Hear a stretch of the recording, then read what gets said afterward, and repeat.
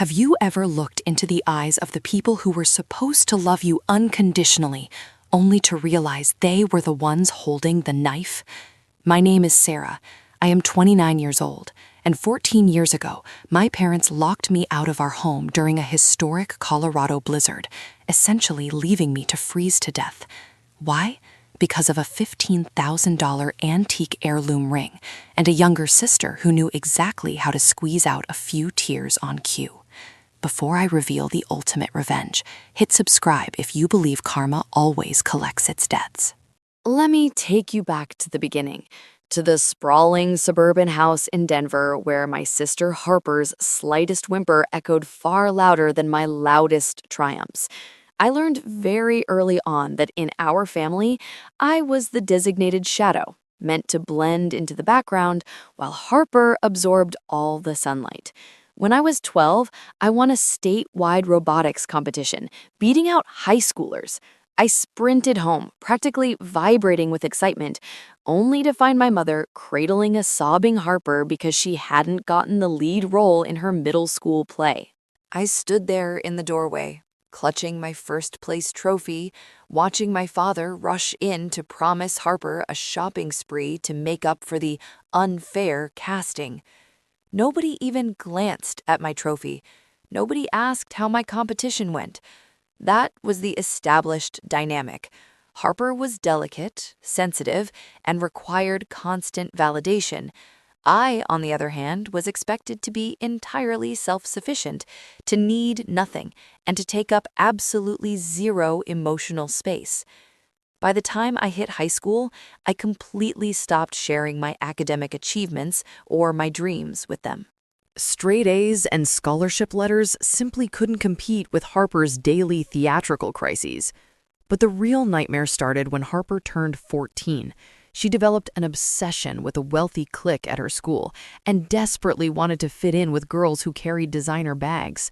Suddenly, things in our house started disappearing. First, it was my expensive graphing calculator, which she claimed she never touched. Then, $100 vanished from my father's emergency cash stash in his home office. Harper immediately pointed her finger straight at me. I was called into the living room, completely confused, as my father towered over me, demanding the money back. I pleaded with them, swearing I hadn't taken a dime. Harper just sat on the couch, chewing her lip, playing the innocent bystander perfectly. My mother shook her head, looking at me with pure disgust, saying she couldn't believe I would steal from my own family.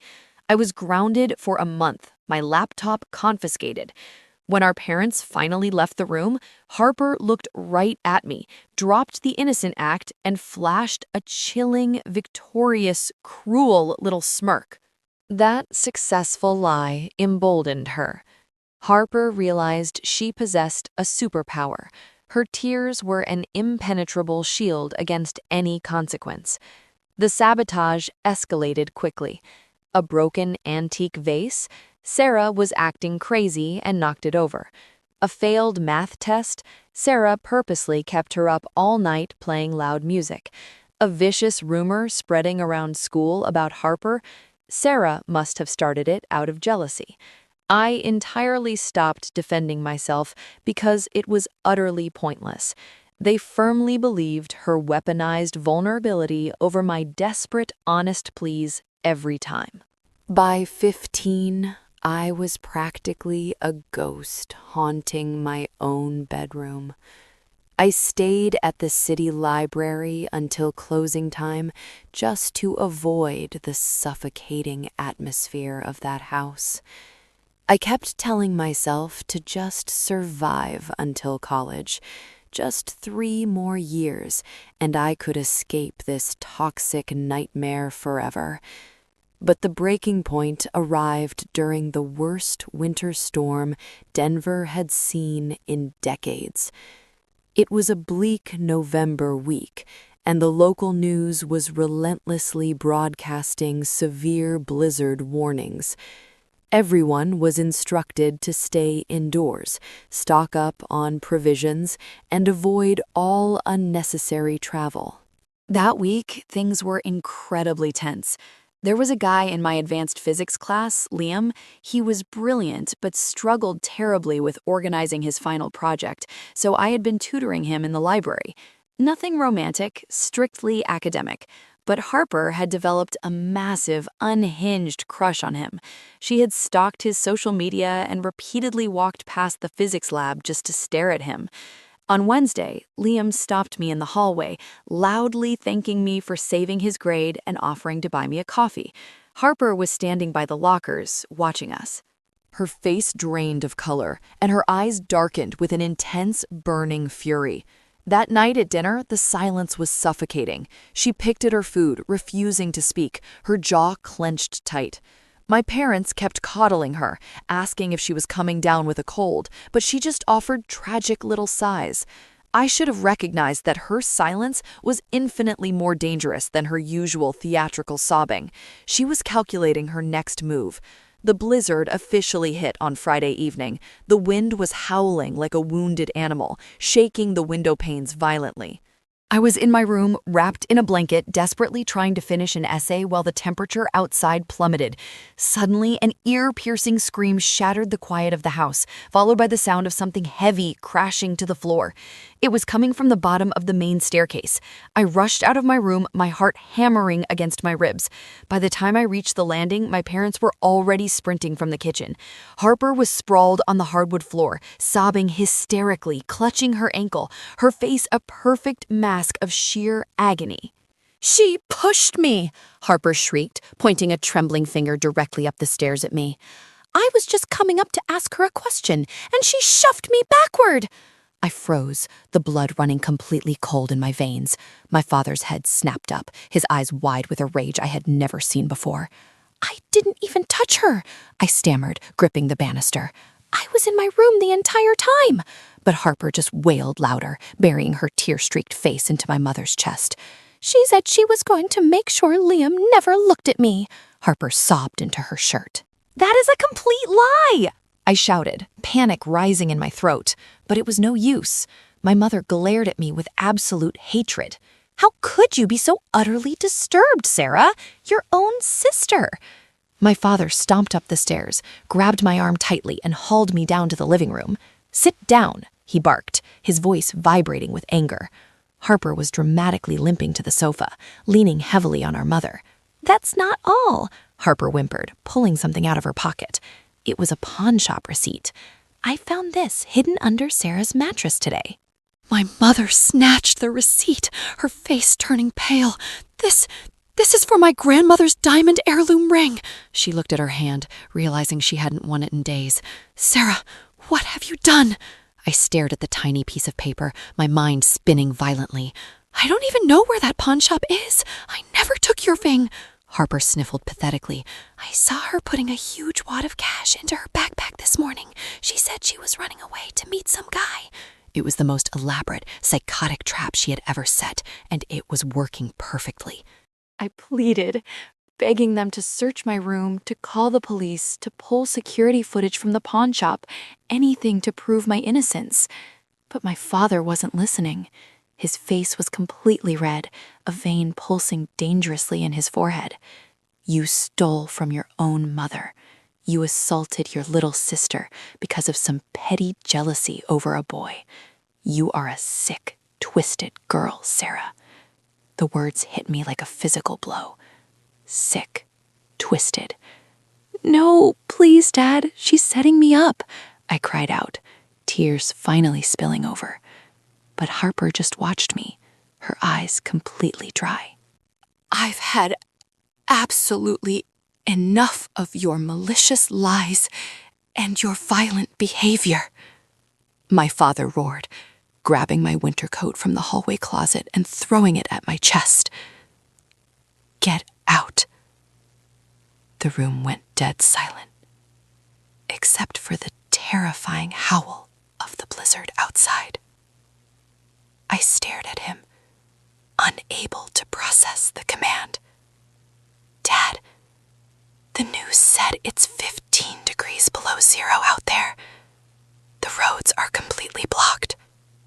He grabbed my shoulders, his grip bruising, and dragged me toward the front door. I do not care. I refuse to have a psychotic criminal living under my roof. I looked frantically at my mother, desperately hoping for a sliver of maternal instinct, a single ounce of protection. She looked away, wrapping her arms tightly around Harper. "Mom, please, it's a blizzard. I will literally die out there," I begged, my voice cracking into a pathetic sob. "You should have thought about the consequences before you attacked your sister," she replied coldly. My father shoved me onto the front porch. The frigid air hit my lungs like shattered glass. Before I could even grab the door handle, he slammed the heavy wooden door firmly shut. I heard the deadbolt click into place. The finality of that sound echoed in my ears over the screaming wind. I stood on the porch in just my jeans and a thin sweater, hastily pulling on the coat he had thrown at me.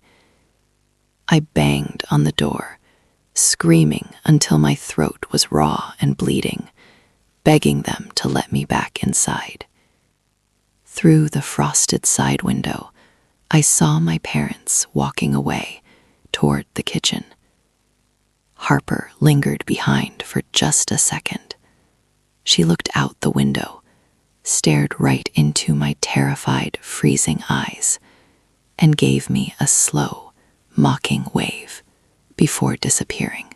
The temperature was dropping rapidly, plunging into dangerous negatives. I had no phone, no wallet, no hat, and no gloves. The snow was already knee-deep and falling in thick, blinding sheets. My neighborhood was completely desolate. No cars were moving, and every house had their blinds drawn tight against the storm.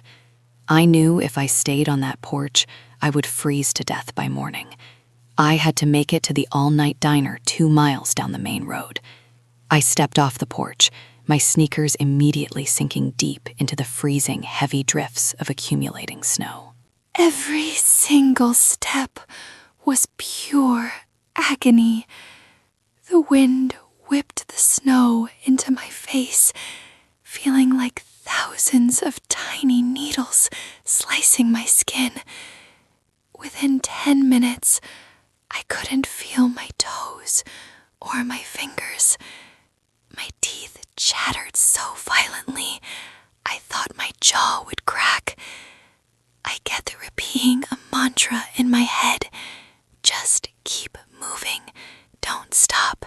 Just keep moving. But the blizzard was relentless, burying the sidewalks and making the streets completely unrecognizable. I stumbled blindly through the blinding whiteout, my entire body violently shivering as extreme hypothermia began to slowly set into my bones. I lost all sense of time and direction.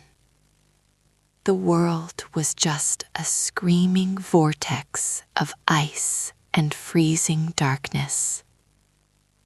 My vision started to blur, and a strange, heavy lethargy began to replace the sharp, biting pain of the cold.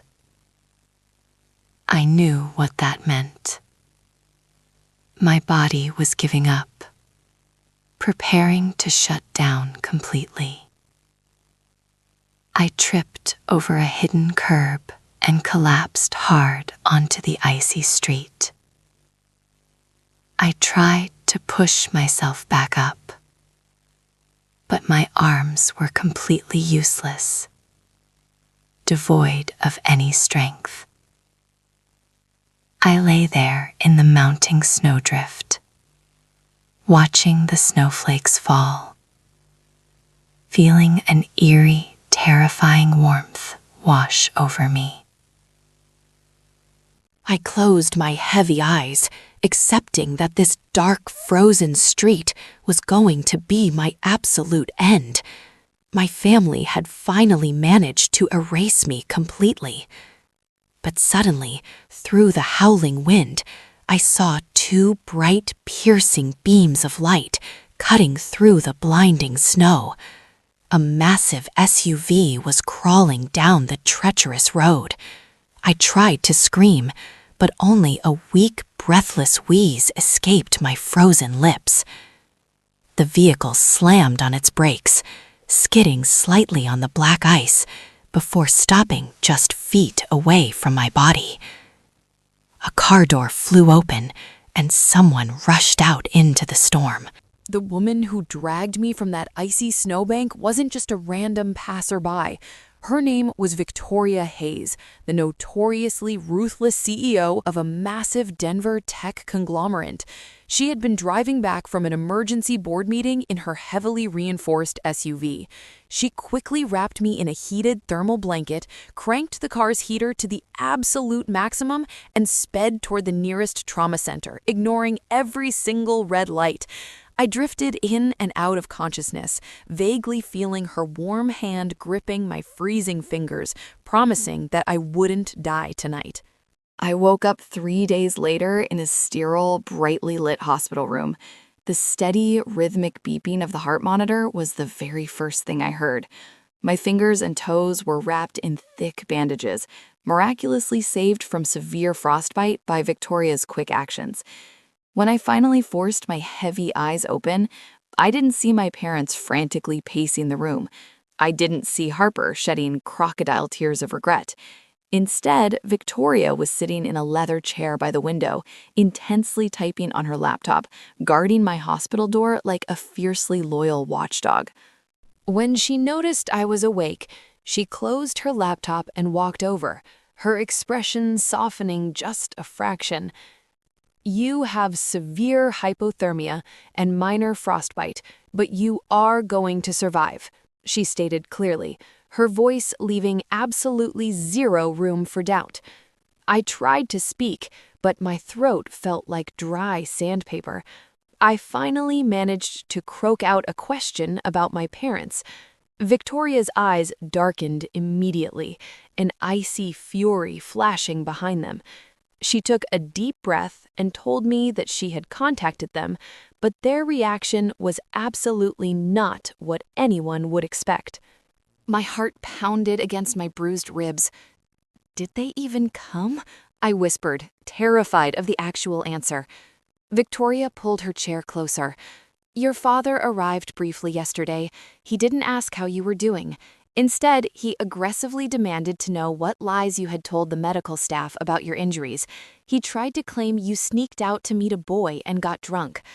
The sheer audacity of his fabricated story hit me like a speeding freight train. He wasn't worried about my survival. He was desperately trying to cover his tracks and avoid a child abuse charge." I started hyperventilating, the monitors around me beeping wildly in response to my escalating panic. Victoria grabbed my bandaged hand, her grip grounding me instantly. "Listen to me, Sarah. You told me they threw you out in the blizzard before you passed out. Was that the truth?" I nodded frantically, tears streaming down my face as I recounted the entire nightmare. Harper's psychotic lies, the pawnshop receipt, the stolen heirloom ring, and my father violently shoving me out into 15-degree weather. Victoria listened silently, her jaw clenching tighter with every word. When I finally finished my harrowing story, Victoria leaned back, her mind clearly calculating a precise strategy. "Your parents are toxic, dangerous liabilities," she said coldly. "But you are brilliant. I reviewed your academic files while you were unconscious. You have the highest test scores in the entire state. They tried to throw away a genius over a manipulative teenager's cheap theatrical stunt." She looked at me with an intensity that made me stop crying. "You have a choice right now. You can go back to that house and be their victim, or you can let me help you fight." A hospital social worker, a weary woman named Brenda, arrived an hour later to take my official statement. Victoria absolutely refused to leave the room, standing behind Brenda like a protective shield. I told the social worker absolutely everything, leaving out zero details. Brenda looked incredibly uncomfortable, gently explaining that without physical evidence or a confession, it would be a vicious he said, she said legal battle. My parents were wealthy and extremely well connected in the Denver suburbs. they would easily spin the narrative to make me look completely unstable. That's when Victoria intervened, her CEO persona taking full command of the tiny hospital room. "She isn't going back to that house," Victoria declared, her tone echoing with undeniable authority. "I am taking temporary emergency custody, and my corporate legal team will immediately file for her total emancipation. If her parents try to fight this in family court, I will personally ensure the press gets a hold of how they locked a minor outside during a state of emergency blizzard." Brenda blinked, entirely stunned by the sheer force of Victoria's aggressive, calculated threat. My parents were cowards who cared solely about their pristine country club reputation. When Victoria's high-powered lawyers served them with the emancipation papers, along with a subtle threat of a massive media scandal, they folded immediately. They signed away their parental rights without a single fight, relieved to be rid of their problem child and desperate to keep their dark secret buried. I was officially free, but I was also entirely alone in the world, except for Victoria. She moved me into her sprawling, ultra-modern penthouse downtown and gave me a totally blank slate. Living with Victoria was like attending a masterclass in absolute ruthlessness and unparalleled success. She didn't coddle me or offer empty sympathy regarding my traumatizing past. Instead, she demanded excellence. "Victims wait for apologies. Survivors build empires," she told me over breakfast one morning. With her vast resources, I legally changed my name to Natalie Hayes, completely erasing Sarah from all public records. I transferred to an elite, highly demanding private academy, throwing every single ounce of my anger and betrayal directly into my grueling academic studies. I wasn't just smart anymore. I was completely obsessed with achieving untouchable success. By the time I turned 18, I had developed a revolutionary AI-driven logistics software in Victoria's corporate incubator. I received early acceptance to Stanford, fully funded by my own patents. I watched from afar as my former family celebrated Harper's mediocre high school graduation on social media. They looked so blissfully happy, so perfectly oblivious to the absolute powerhouse I was quickly becoming. I took a screenshot of their smiling faces, using it as pure fuel for my ambition. College was an absolute blur of aggressive networking, relentless coding, and launching my first major startup. I wanted to create systems that exposed corporate lies and financial fraud, an homage to the deception that nearly cost me my life. While other students were busy partying, I was securing massive venture capital funding for my cybersecurity firm, Sentinel Solutions. Victoria remained my mentor, guiding me through the treacherous waters of Silicon Valley. By 24, I was a self-made multimillionaire, hiding in plain sight behind my new identity and my massive success. Every now and then, I would discreetly check up on Harper's utterly fabricated digital life. She had morphed into a wannabe social media influencer, constantly posting heavily edited photos, pretending to live an incredibly lavish lifestyle. Her captions were always filled with fake gratitude for her perfect, supportive parents. She had bounced around 3 different colleges, entirely failing to graduate, while draining my parents' bank accounts to fund her designer wardrobe. They were still desperately enabling her toxic behavior, completely blind to the monster they had created. Then, a massive opportunity landed right on my desk that felt like pure poetic destiny. Sentinel Solutions was heavily, aggressively bidding for a massive, multi-million-dollar cybersecurity contract with a major national retail conglomerate. The conglomerate's vice president of corporate communications was none other than my father. He had recently been promoted and was overseeing the vendor selection process. My heart practically stopped when I saw his name on the executive dossier. He had absolutely no idea that Natalie Hayes, the brilliant tech CEO, was the daughter he discarded. I immediately called Victoria, pacing my expansive glass office overlooking the bustling city. I have to recuse my company from this bid, I told her, my hands shaking with a sudden surge of ancient anxiety. If he recognizes me, it could jeopardize the entire contract and expose my past. Victoria just laughed, a sharp, terrifying sound. Are you kidding me, Natalie? You hold all the cards now. You are going to walk into that boardroom, you are going to pitch your software, and you are going to completely dominate him. It is finally time to collect the debt they owe you, my dear. She was absolutely right. I spent the next 3 weeks preparing the most aggressive, flawlessly executed pitch of my entire career. I tailored our software presentation to specifically highlight and expose the glaring vulnerabilities in his department's current infrastructure. I wanted to professionally humiliate him with indisputable data before I ever revealed my true identity. I bought a sharply tailored lead-red designer suit for the meeting. I looked into the mirror and saw a wealthy, powerful, untouchable woman. The terrified 15-year-old in the snow was completely gone. The morning of the pitch, the tension was incredibly thick. My executive team and I walked into the sprawling corporate boardroom of the retail giant. My father was sitting at the head of the massive mahogany table, flanked by a dozen senior executives. He looked significantly older, his hair completely gray, but he still carried that same arrogant, condescending posture. As I walked in and confidently took my seat directly across from him, his eyes casually glanced over me. There was not a single spark of recognition. To him, I was just another eager vendor, begging for his money. I stood up, connected my tablet to the massive projector, and began my brutal presentation. I didn't just showcase our product. I systematically ripped his current cybersecurity protocols to absolute shreds.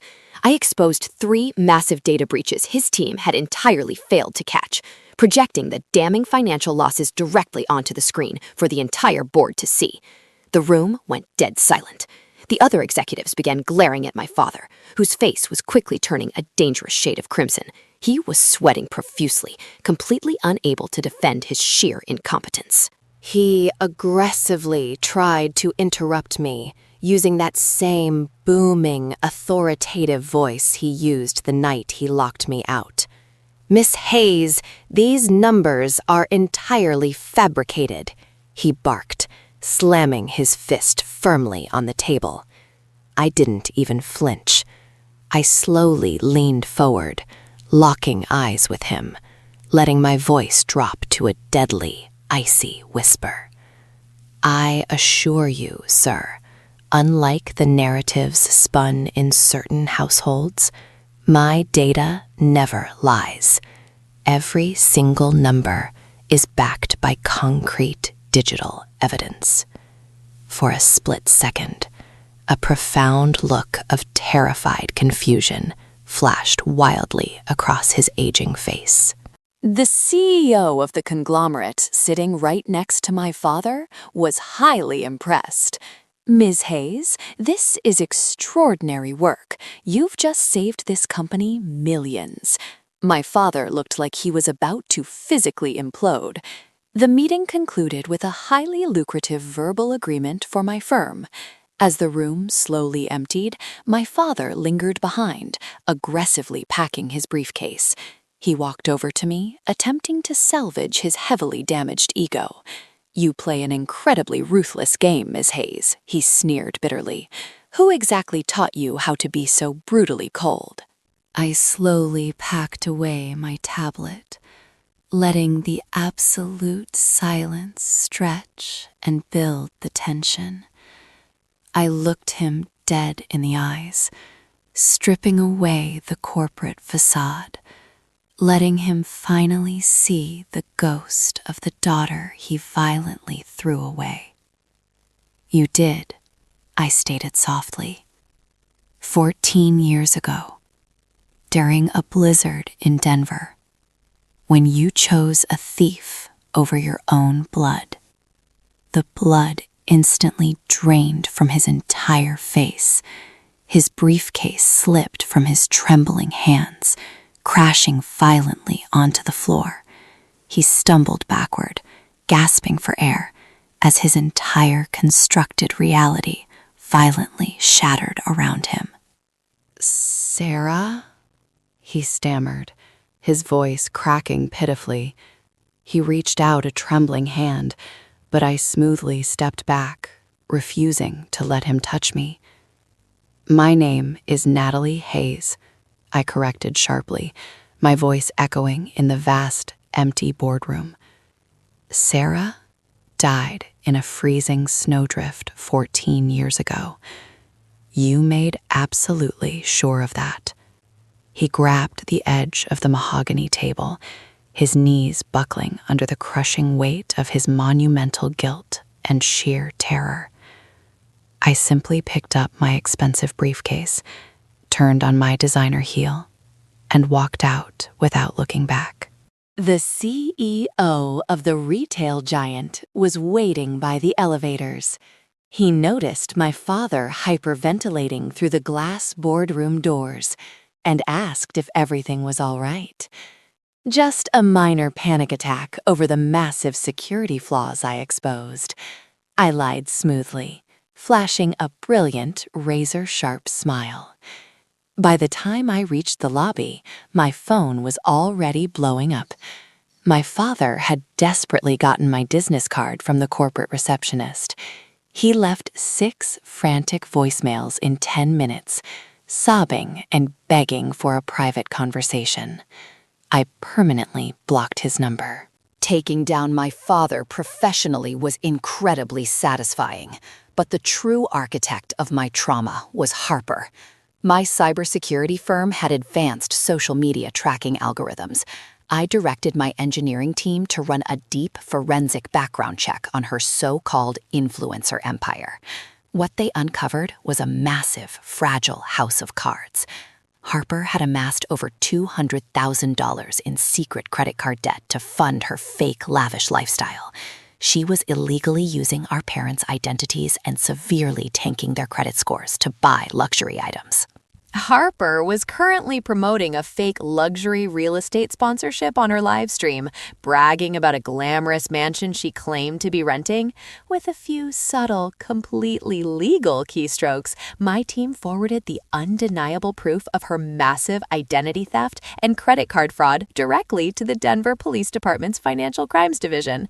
We also anonymously leaked the brutal financial documents to a prominent influencer exposure gossip channel. Within 48 hours, the internet absolutely eviscerated her. Her carefully curated fake life exploded. The gossip channel released a scathing viral video fully detailing Harper's fraudulent schemes, complete with the leaked bank statements. Her followers instantly turned on her, flooding her comments with vicious, mocking insults. Sponsors dropped her immediately.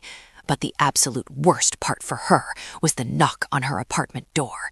The police arrived while she was desperately filming a tearful apology video, trying to manipulate her audience. She was arrested on live stream for multiple counts of felony identity theft. Her hysterical sobbing could not save her this time. The devastating news of Harper's incredibly public arrest shattered my parents' pristine country club reputation overnight. But the nightmare for them was only just beginning. Because of the glaring vulnerabilities I had brutally exposed during my pitch, the corporate board decisively fired my father. He lost his massive pension, his stock options, and his prestigious title. When he returned home in utter disgrace, he completely broke down and finally confessed to my mother, who had utterly destroyed his career. He told her the terrifying truth about the brilliant CEO.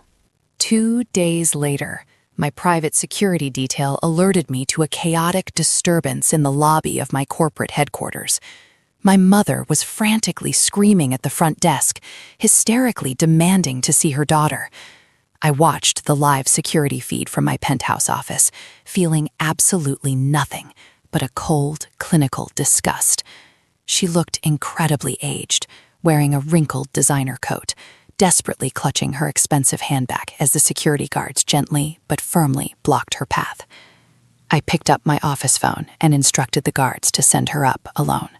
The heavy glass doors of my office slid open, and she stumbled inside. She stopped dead in her tracks, staring in sheer awe at the sprawling, multi-million-dollar view of the city skyline, and then at me, sitting powerfully behind a massive marble desk.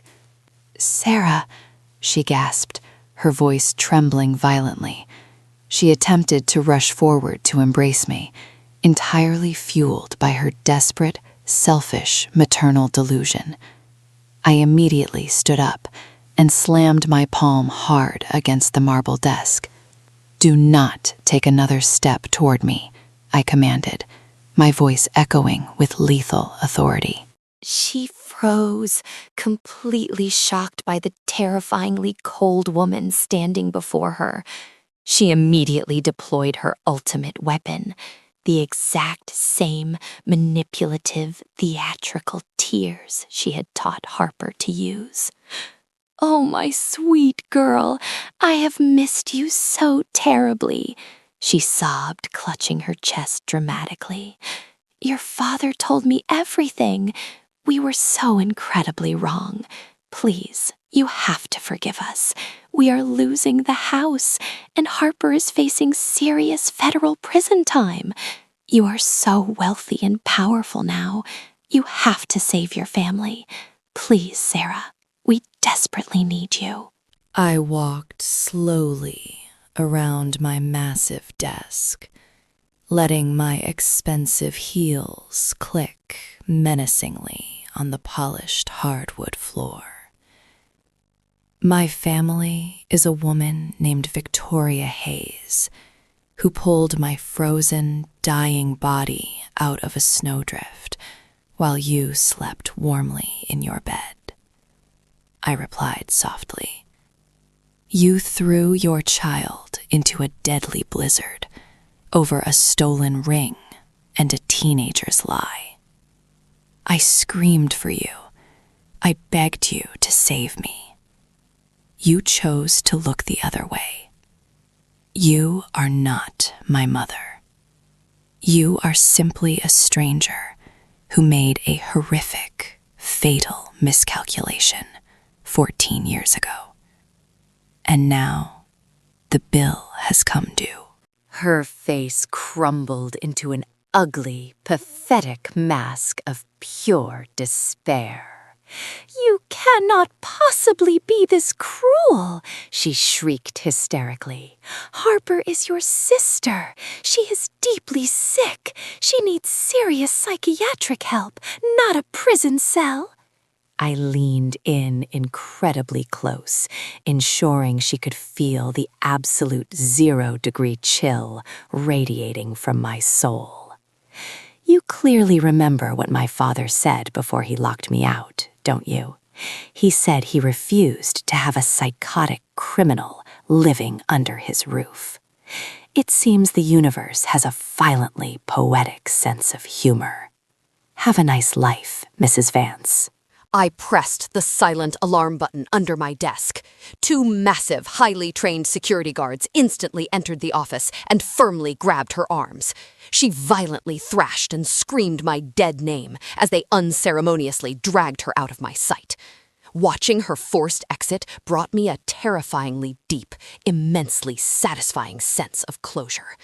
The people who had casually discarded me like garbage were now aggressively begging for scraps from my empire. But I was not a forgiving martyr.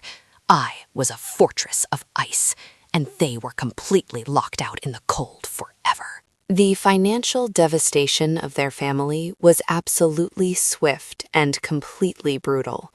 Without my father's massive corporate salary, they could not afford the aggressive legal team required to keep Harper out of federal prison. The crushing weight of the $200,000 she had fraudulently stolen in their names forced them into immediate, humiliating bankruptcy. They desperately tried to sell their sprawling suburban house, but the bank foreclosed on it before they could finalize a deal. They lost their cars, their prestigious memberships, and their dignity. A month later, a completely desperate email managed to bypass my intense corporate spam filters. It was from Harper. She had somehow acquired my private business address. The subject line simply read, "I am so sorry. Please help me." The entire email was a pathetic, rambling manifesto of excuses, blaming her intense childhood anxiety and her toxic need for parental approval for her actions. She claimed she never intended for me to get locked outside in the deadly blizzard. She begged me to pay for her criminal defense lawyer, promising to publicly admit she stole the ring. I read her desperate, whining email exactly once. She wasn't actually sorry for destroying my life. She was only terrified of facing the harsh consequences of her own psychotic actions. For a fleeting moment, I vividly remembered the cruel, victorious smirk she gave me right before my father threw me into the freezing storm. I didn't type out a long, emotional response. I didn't offer any sibling forgiveness or dramatic closures. I simply forwarded her pathetic confession email directly to the federal prosecutor handling her fraud case, ensuring her ultimate conviction. The sheer irony of the entire situation was absolutely delicious. The golden child, the incredibly sensitive daughter who could do no wrong, was now officially a convicted felon, facing 3 years in a minimum security federal facility. The local Denver news stations aggressively covered her dramatic sentencing, plastering her tear-streaked mugshot across every single broadcast. My former parents were completely alienated by their wealthy social circle. Nobody wanted to be associated with a severely disgraced corporate executive and a convicted, manipulative identity thief. The absolute pinnacle of their complete destruction happened when they were frantically packing up their foreclosed house. According to a private investigator I had retained, simply for my own amusement, my mother found a hidden lockbox buried deep in Harper's childhood closet. Inside that box, hidden for 14 years, was the original $15,000 antique heirloom diamond ring. Harper had never actually pawned it.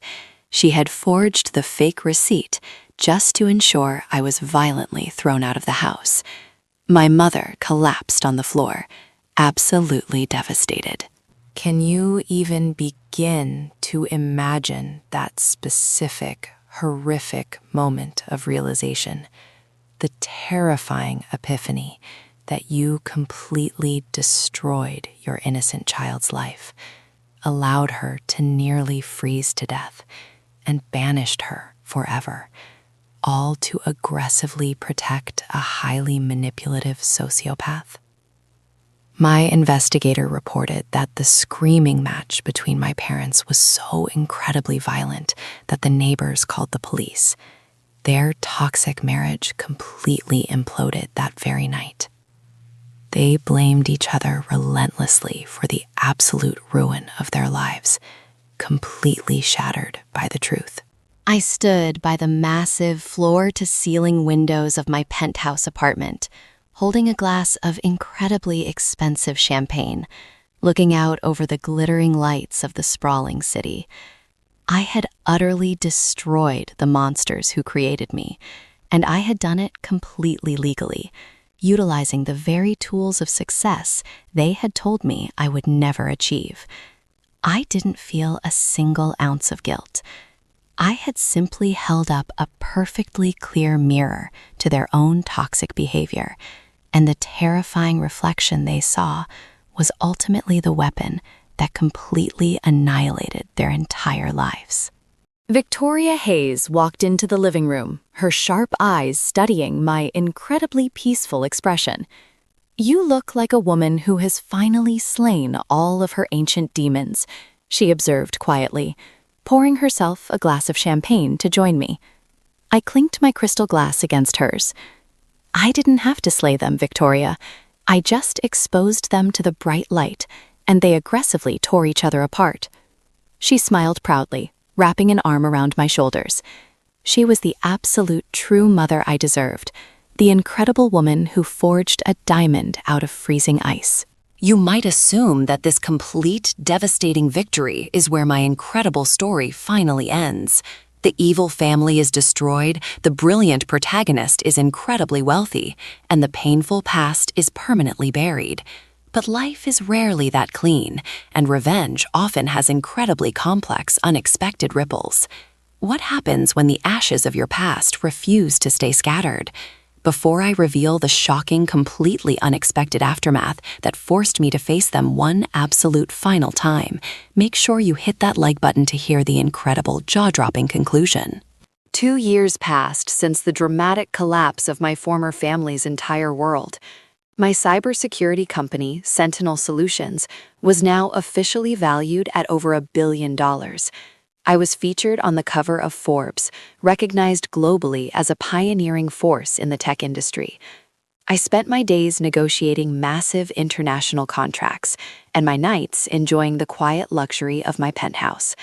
I completely stopped thinking about my biological parents and the disgraced sister rotting in a federal prison cell.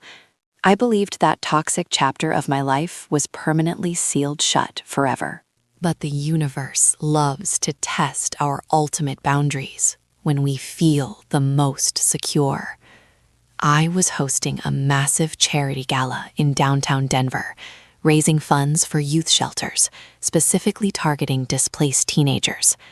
I was wearing a custom-made silk gown, surrounded by the city's most powerful elites, completely in my element. As I stepped away from the chaotic ballroom to grab a quiet moment on the private terrace, a disheveled figure abruptly stepped out from the dark shadows.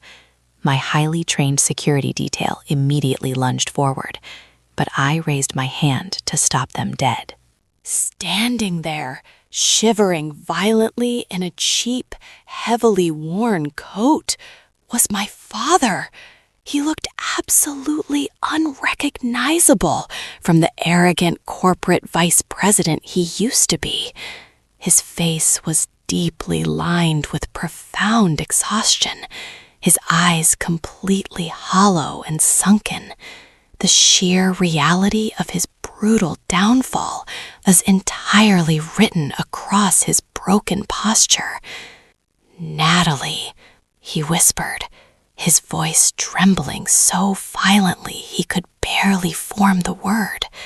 "I am incredibly sorry to ambush you here, but I have absolutely nowhere else to go, and I am desperately begging for your merciful help." I stared at him, feeling absolutely nothing but a cold, terrifyingly clinical detachment. "You have exactly 60 seconds to explain how you bypassed my billion-dollar security team before I have you arrested for trespassing," I stated, my voice completely devoid of any emotion. He aggressively swallowed hard, taking a desperate step forward before my guards instantly blocked him. "Your mother is dying, Sarah," he choked out, purposely using my dead name to violently manipulate my feelings. "She has advanced pancreatic cancer. She has weeks left, and she is asking to see you." My heart did not skip a single beat. The profound realization that my biological mother was dying simply washed over me like incredibly tepid water. "That is highly unfortunate medical news," I replied smoothly, adjusting my expensive diamond bracelet. "But I explicitly told you both 14 years ago that Sarah died in a blizzard. You are speaking to a complete stranger." He fell directly to his knees on the freezing terrace floor, openly sobbing in front of Denver's elite society. "Please, I am aggressively begging you. Do not let her die completely consumed by this guilt." I looked down at the pathetic, broken man, weeping openly at my designer heels. "You locked me out in -15-degree weather," I reminded him, my voice dropping to a terrifyingly lethal whisper. "You violently demanded that I never return, Now you are demanding that I absolve the woman who watched me freeze and did absolutely nothing. I am not a priest, and I do not sell cheap absolution to toxic abusers. I signaled my security team with a swift flick of my wrist. They grabbed him firmly by his arms, dragging him aggressively toward the heavily guarded service exit. He screamed my name as they hauled him away, desperately hoping to cause a massive scene that would force my compliance. But the heavy, soundproof glass doors simply slid shut, instantly cutting off his pathetic wailing. I took a deep, incredibly steadying breath of the crisp Colorado air, completely unaffected by his dramatic ambush. I walked gracefully back into the brightly lit ballroom, smiled radiantly for the flashing cameras, and effortlessly secured another $3 million in crucial funding for my charity. I had absolutely zero intention of visiting that hospital. When Victoria heard about the sudden terrorist ambush, she was absolutely furious. She wanted to immediately file a massive restraining order against him. They are toxic parasites, desperately trying to attach themselves to your hard-earned empire. She warned me during our morning strategy meeting. Do not give them a single inch of your precious time. I promised her I wouldn't. I was a survivor, not a martyr.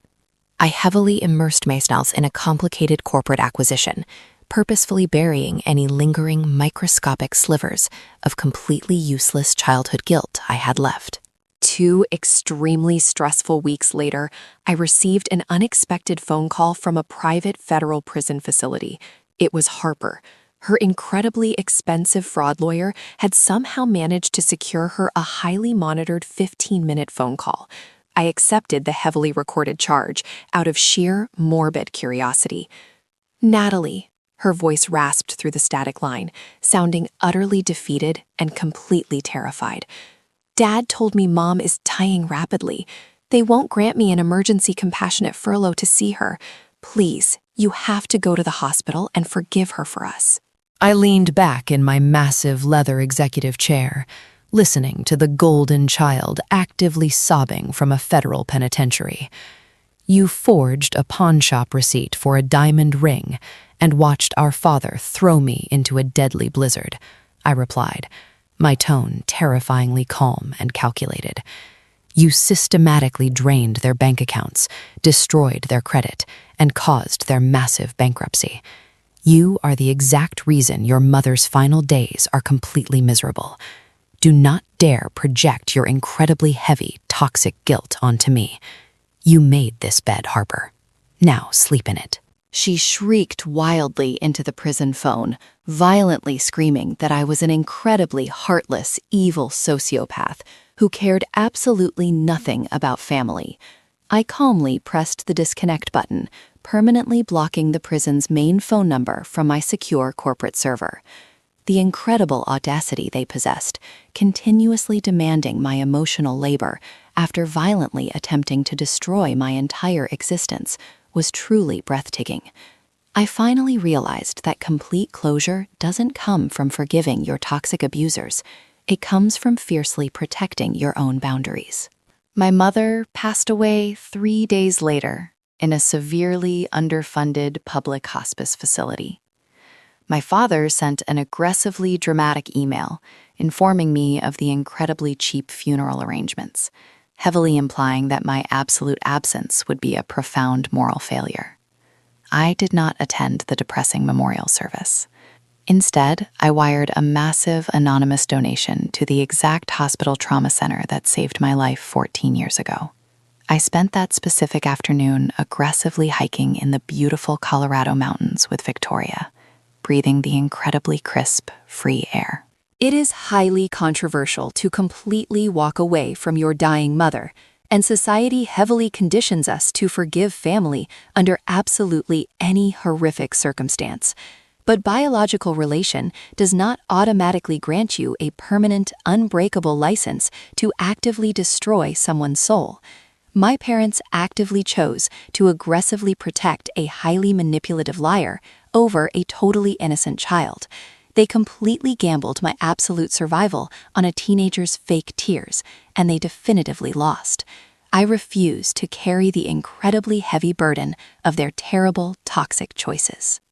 6 months completely passed since her depressing funeral, and my incredibly successful life continued to aggressively flourish. I was standing on the massive stage at a global tech summit in San Francisco, preparing to deliver the highly anticipated keynote address to thousands of industry leaders. As I looked out over the incredibly massive sea of faces, I suddenly spotted my father.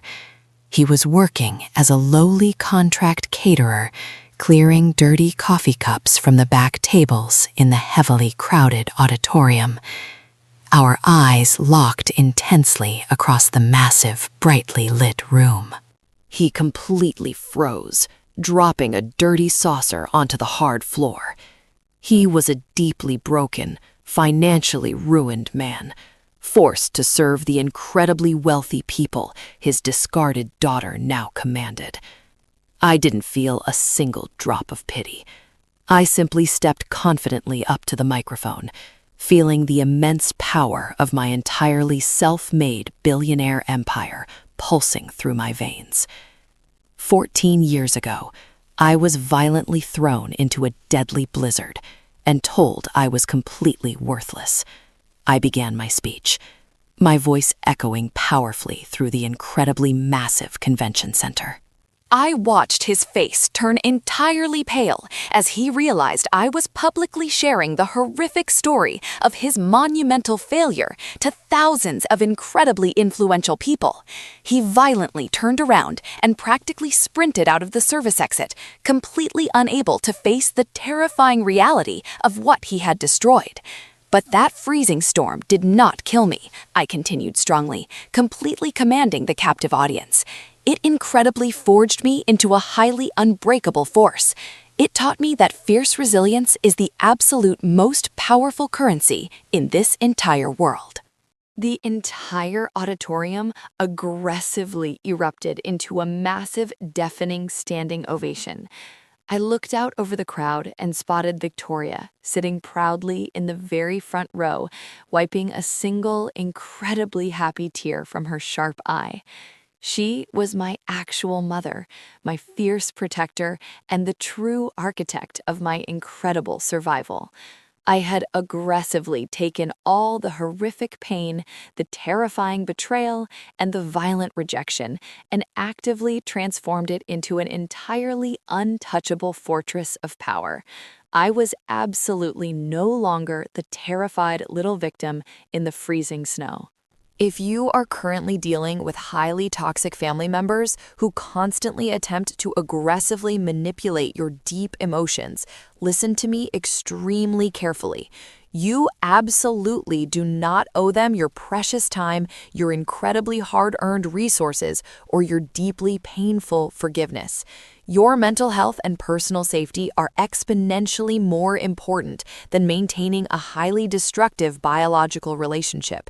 It is entirely acceptable to aggressively walk away and completely burn the incredibly toxic bridge that continuously leads you straight back into pure darkness.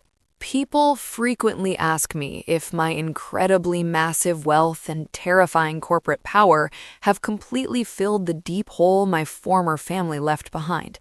The honest truth is that there was absolutely no hole to fill. The violent moment they locked that heavy wooden door, they completely ceased to exist in my universe. The incredibly beautiful, fiercely loyal family I actively chose to aggressively build around myself is entirely whole and flawlessly complete. Blood does not automatically create deep loyalty. Consistently positive, fiercely protective actions are what truly matter. My brilliant sister will soon be released from federal prison with an absolute felony record, completely drowning in massive debt. My father will spend the rest of his incredibly miserable life clearing dirty plates for minimum wage, desperately haunted by the billionaire daughter he violently discarded. The incredibly harsh universe executed its brutal poetic karma flawlessly, without me ever having to lift a single violent finger. I aggressively chose total success as my ultimate revenge, and it is undeniably the absolute sweetest, most incredibly satisfying victory imaginable. Thank you so incredibly much for listening to my deeply personal, highly dramatic story of absolute survival and total revenge. If this extremely intense journey resonated with you, please actively smash that subscribe button and aggressively share this video with anyone who desperately needs the fierce courage to completely walk away from highly toxic people. Drop a massive comment below and tell me exactly how you fiercely handled your own toxic family betrayal. Remember, you absolutely hold the incredible power to completely rewrite your tragic ending. Stay fiercely strong.